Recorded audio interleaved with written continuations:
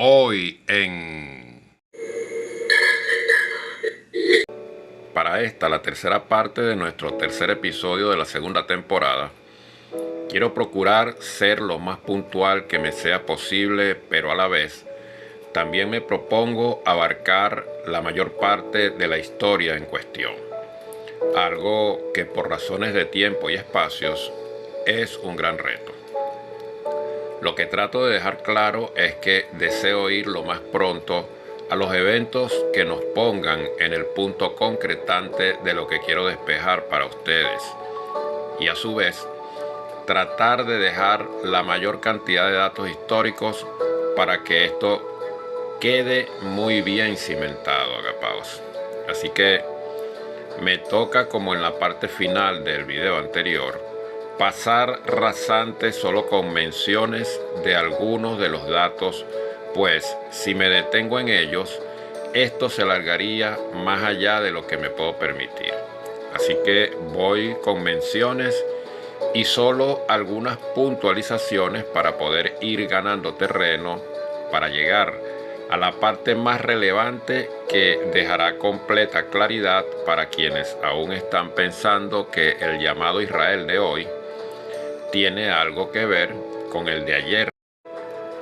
Bien, después de la muerte de Yeshua ben Yosef, es decir, a quien conocemos con el nombre de Jesús, las autoridades del Imperio Romano continuaron su política de imponerse culturalmente a los judíos en la provincia de Judea, especialmente después de las revueltas que estos habían provocado. La segunda destrucción del templo de Jerusalén en el año 70 de la era común, efectuada o liderada por el general Flavio Tito Vespasiano, marcó un punto de inflexión, llevando a la dispersión de la población judía. Quiero hacer aquí una puntualización. Recordemos que fue lo mismo que sucedió con Israel. Esto que está sucediendo en este momento con los judíos fue lo mismo que sucedió con los israelitas. Quiero dejar claro las diferencias, que cuando este asunto es abordado desde la óptica religiosa, pues no se le aplica el rigor que se requiere, pero Israel y Judá, es decir, los israelitas y los judíos, no fueron ni una sola ni una misma nación jamás. Otra vez, quien haya sido instruido desde lo religioso en este tema y no se haya tomado la tarea de hacer su propia investigación, pues simplemente es como quien puede ver por un solo ojo, eso que despectivamente se le denomina tuerto. ¿Puede una persona con un solo ojo tener la misma capacidad de visión periférica que tiene uno que ve con ambos ojos? No necesito responder eso, ¿verdad? La respuesta es tácita. De la misma manera, quien asume algo que primero que todo es histórico, pero lo aborda desde lo que le cuenta un texto llamado sagrado o los teólogos bajo tal dogma, pues si no es capaz de asumirlo, hay que decírselo. No está abordando el tema, sino de manera completamente sesgada, mirándolo por un solo ojo, ¿ok? Esto porque, según la Biblia, hubo un tiempo en el cual Judea e Israel fueron un reino unificado, en tiempos de David. Pero la investigación histórica arqueológica ya ha demostrado que eso no fue así. Y le recomiendo consultar, por ejemplo, el trabajo literario del reconocidísimo investigador Israel Finkelstein, de nacionalidad israelí. Según el doctor Finkelstein, en coautoría con Neil Silberman, autores ambos de La Biblia desenterrada, abro comillas, las ideas de una monarquía unida no son una historia exacta, sino más bien expresiones creativas de un poderoso movimiento de reforma religiosa, posiblemente basados en ciertos núcleos históricos. Cierro comillas. Finkelstein y Zimmermann aceptan que David y Salomón fueron reyes de Judá alrededor del siglo X antes de la era común, pero citan el hecho de que la primera referencia independiente al reino de Israel data aproximadamente del 890 antes de la era común, mientras que la del reino de Judá se remonta aproximadamente al 750 antes de la era común. Otros eruditos también ven la monarquía unida como una creación del exilio que transformó a David y a Salomón de héroes folclóricos locales a gobernantes de estatus internacional. El también profesor israelí Oded Lichtin, del Departamento de Arqueología y de Estudios del Antiguo y Cercano Oriente de la Universidad de Tel Aviv, escribió en The Jewish Study Bible lo siguiente, abro comillas: el período premonárquico hace mucho tiempo se convirtió en una descripción literaria de las raíces mitológicas, los primeros comienzos de la nación y la forma de describir el derecho de Israel sobre su tierra. La evidencia arqueológica tampoco apoya la existencia de una monarquía unida bajo David y Salomón, como lo describe la Biblia, por lo que es mejor abandonar la rúbrica de monarquía unida, aunque sigue siendo útil para discutir cómo la Biblia ve el pasado israelita. Despertando conciencias. Y no dejes de apoyar este proyecto con un like y tu suscripción. Suscríbete, agapao.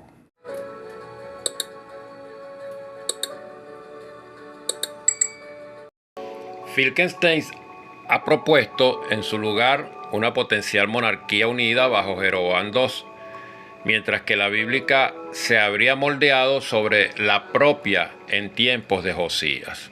Por otro lado, aunque Amelie Kirk reconoce que, abro comillas, no hay inscripciones reales de la época de la monarquía unida, de hecho, muy poco material escrito en conjunto y ni una sola referencia contemporánea a David o Salomón, concluye que contra esto se debe establecer la evidencia de un desarrollo y crecimiento sustancial en varios sitios, lo cual estaría plausiblemente relacionado con el siglo X antes de la era común.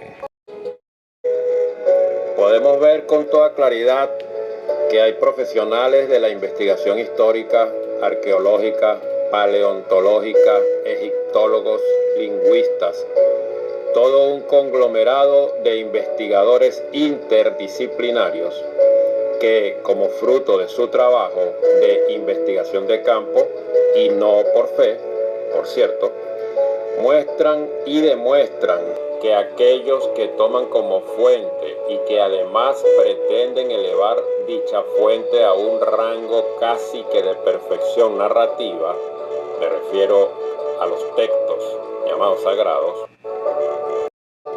en realidad cometen un grave error por falta de rigurosidad. Y retomando entonces la línea de lo que les estoy exponiendo, queda claro que tanto Israel como Judá, es decir, israelitas y judíos del tiempo bíblico, ambos corrieron finalmente con la misma suerte. Y esto no es un dato menor, pues el tener en cuenta esto nos pondrá con la suficiente y necesaria claridad para al final comprender inequívocamente lo que vamos a concluir una vez terminada esta presentación. Sigamos.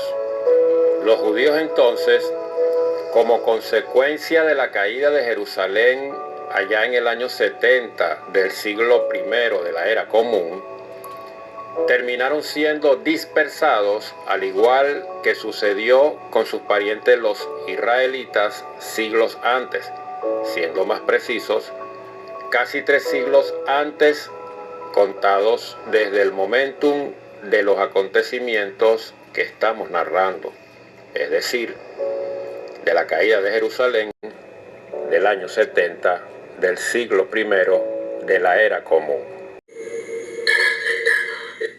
Y no dejes de apoyar este proyecto con un like y tu suscripción. Suscríbete, agapao.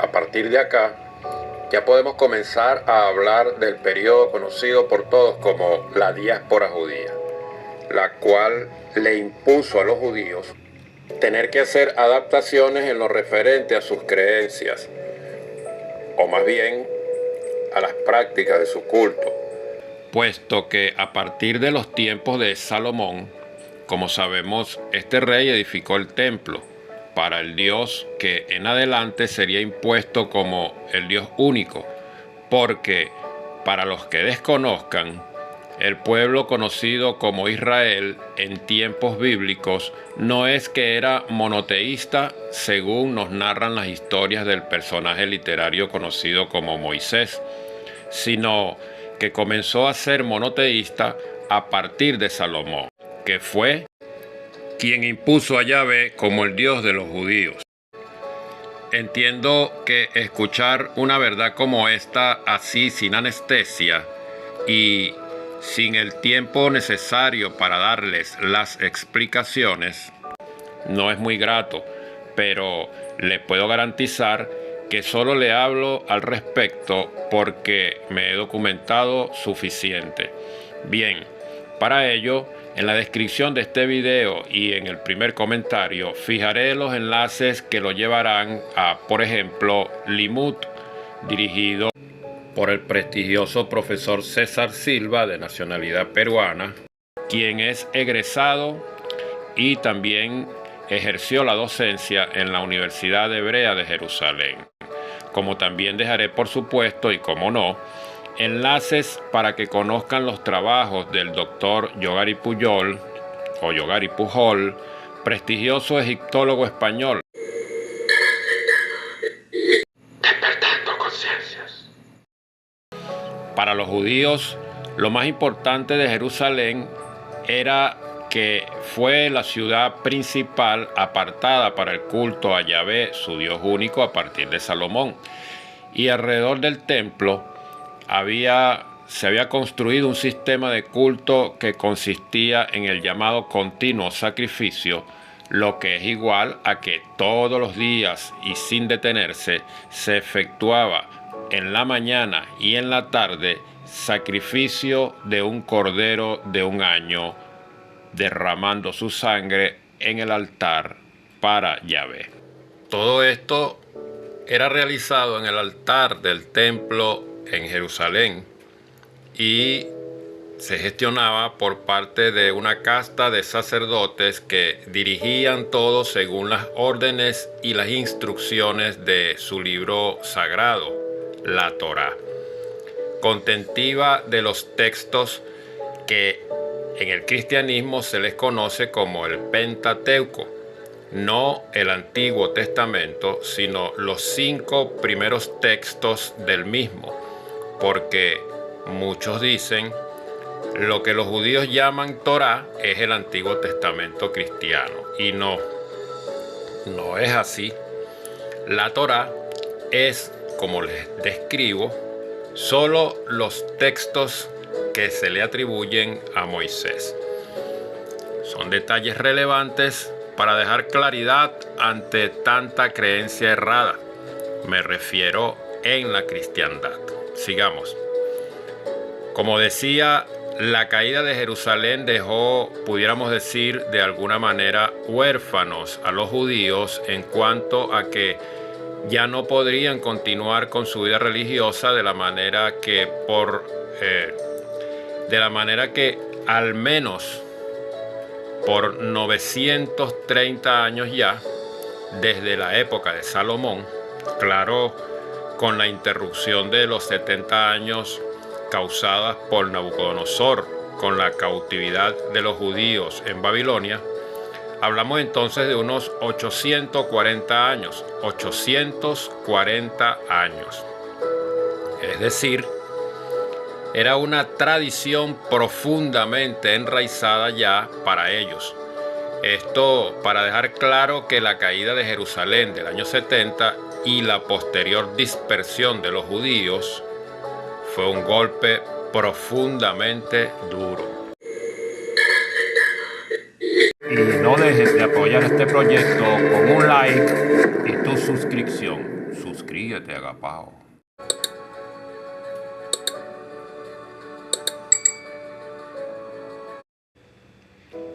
Nótese lo semejante que son los eventos. Se podría decir de alguna forma la repetición de los hechos que cuando el Israel bíblico fue invadido por los asirios, aquellos sacaron del territorio no a toda la población, sino al grueso de la aristocracia, los comerciantes y la gente pudiente, dejando en su lugar a campesinos y gente sencilla. Así hicieron los babilonios y ahora se repite, pues.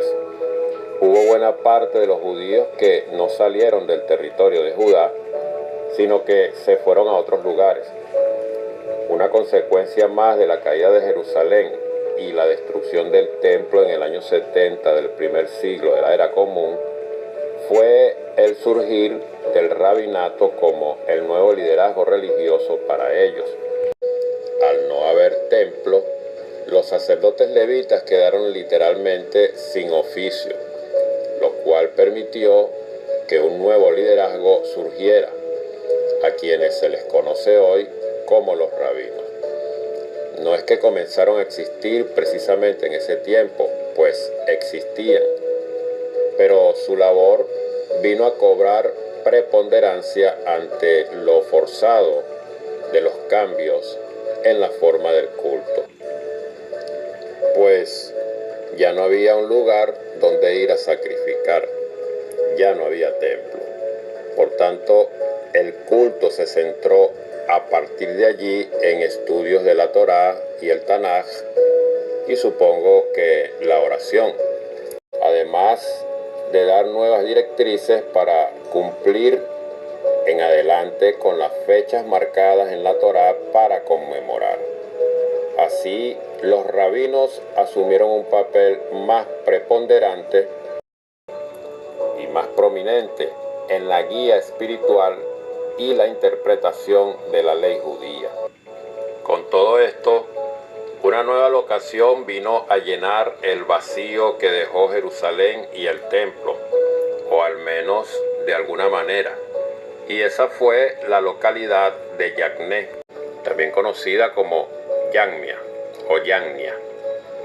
Vino a convertirse esta en un muy importante lugar, pasando a ser en adelante el centro del rabinato, pues allí se logró instalar recintos importantes para la preservación y el estudio formativo en la Torá a nivel escolástico, digamos. Yagné es conocida también por haber sido la sede del concilio de Yagnia, donde se definió el canon de la Biblia hebrea. Y no dejes de apoyar este proyecto con un like y tu suscripción. Suscríbete, agapao.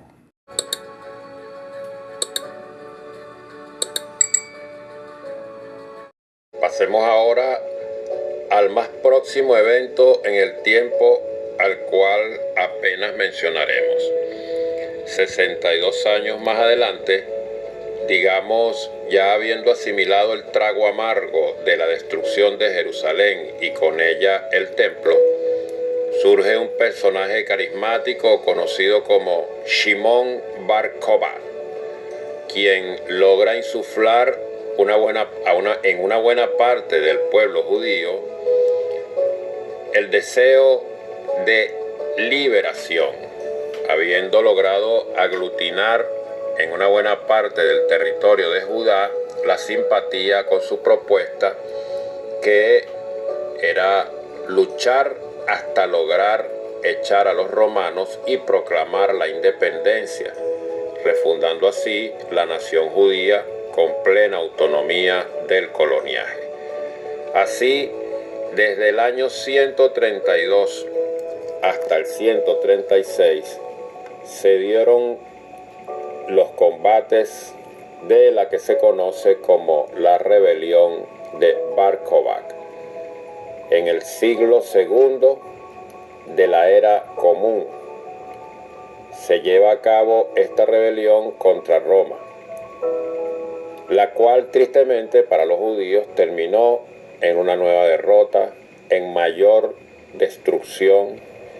Además de ello, el emperador Adriano tomó medidas mucho más severas, decretando la prohibición del judaísmo como religión. Y ahora sí, la expulsión de la mayor parte, una cantidad multitudinaria de ciudadanos judíos de los territorios que habitaban su nación, pues, de Judea.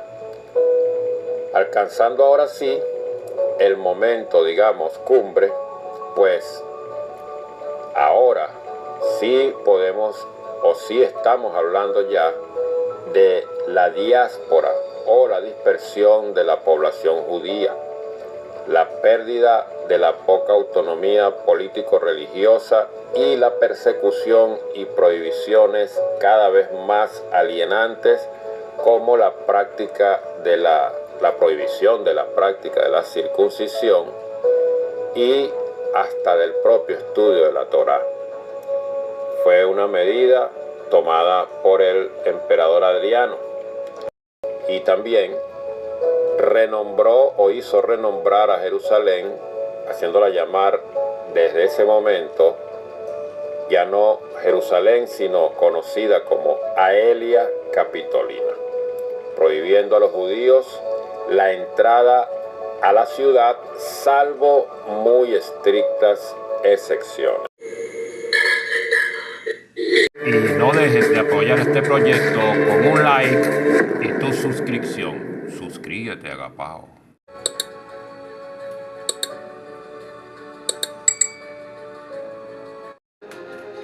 Bien, agapaos, como podemos ver, para llegar al meollo de un asunto no hay otra forma que la investigación metódica, exhaustiva. Y aún así, por razones de tiempo y espacio, hay mucho de lo que no se está haciendo mención. Pues si lo hiciéramos, imagine cuándo alcanzaríamos el desenlace que dejará claro lo que pretendemos despejar, que no es otra cosa que el llamado Israel de estos tiempos, el surgido e instaurado, mejor dicho, desde 1948 del siglo pasado, no tiene genéticamente nada que ver con el de la Biblia. Ya estamos más cerca y aspiro y haré el mayor esfuerzo para que en la próxima parte, la cuarta, venga a ser ya la conclusión de este tema. Agradecido con todos los que se tomaron el tiempo para estar atentos hasta acá.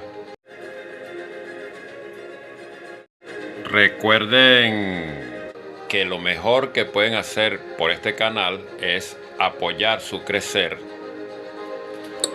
y eso solo se logra con tu suscripción al mismo. Y no dejes de apoyar este proyecto con un like y tu suscripción. Suscríbete, agapao. Muy agradecido con todos. Me despido como siempre con un fuerte combrazo, agapaos. Tupananchis Cac. Hasta la próxima. Chao.